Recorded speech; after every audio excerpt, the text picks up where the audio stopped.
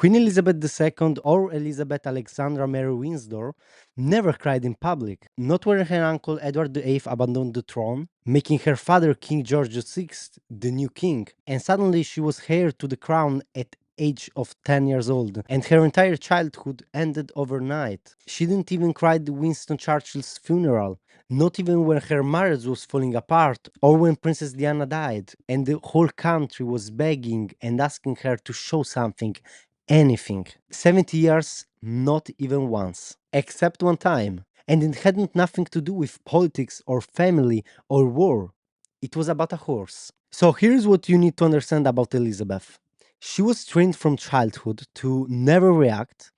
Everything you saw, the wave, the posture, the neutral face, that was all protocol. She once said that her job was to be seen to be believed, not heard or felt, but seen. And she was incredible at it. 70 years of public life, and the woman gave you nothing. No outbursts, no breakdowns. She was the most emotionally controlled human being of the 20th century. And that's not an exaggeration. Try yourself to name someone else that had this composure for longer. Like you literally can't. But then put her near a horse, and suddenly you're watching a completely different person. There is a footage of her at Royal Ascot. Her horse is coming down the final stretch, and she's not sitting like a queen. She's on her feet, she's bouncing, she's grabbing the person next to her and screaming like a kid at a football match. The same woman who showed nothing at state funerals is losing her mind because a horse crossed a line 2 seconds before another horse. And it wasn't a one time thing. Every race, every time for decades, the horse were the only thing that cracked her open. She didn't just watch horses, she bred them, she studied bloodlines like a scientist, and she even read the Racing Post every morning over breakfast. And she could tell you the lineage of every foal in her stable going back to generations, and all the way to Ariel, the purebred she inherited from her father King George VI, trained by Cecil Boyle Rochford, one of the first horses that were truly hers. She ran the whole operation out of the royal stud at Sandringham, guided in later years by her racing advisors John Warren, and this wasn't a hobby, this was her actual passion. Maybe the only thing in her life where she truly choosing for herself. Like, think about that. She didn't choose to be queen. She didn't choose her husband. Like, not really. She didn't choose her role or her schedule or her public image.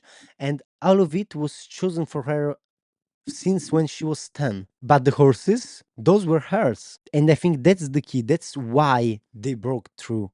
When you suppress emotion for 70 years and it doesn't disappear, it has to go somewhere else.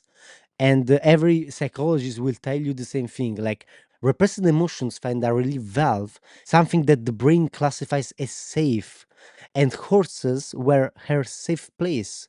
A horse doesn't judge you, a horse doesn't put your reaction on the front page, a horse doesn't need you to perform, and it's the one relationship she had where she could just be a person, not the crown, not protocol, not a mask.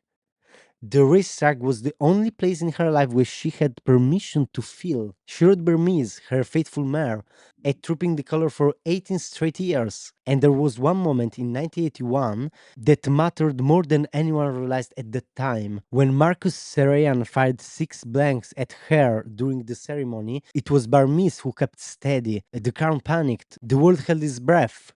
But the queen didn't flinch, but you could see her hands go quiet on the reins, two of them holding together while everything around them went sideways. 18 years of that one horse carrying the queen in public, and you could still see something softer in her when they were together.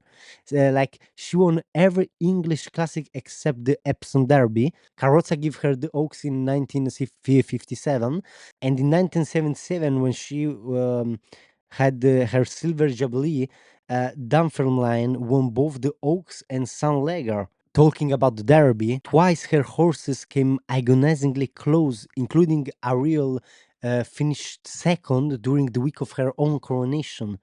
So the Derby stayed with her as the race she could never won. And then there was a moment she actually cried, not a funeral, not a crisis, but the most famous example was Estimate. Her Gold Cup winner at Royal Ascot in 2013, trained by Sir Michael Stout and ridden by jockey Ryan Moore, the horse that famously made her first reign monarch to win that race in 200-year history. When the chapter closed, when they told her that this animal she'd raised and watched run and poured herself into was done, that's what broke her. Not the loss of a prime minister, not the death of a princess, a horse. And honestly, I think that tells you everything about what her life actually felt like on the inside. Like it makes you wonder what's the thing in your life where you actually let yourself feel something. Not where you're supposed to, but where you actually feel. For the most powerful woman in the world, it was a horse.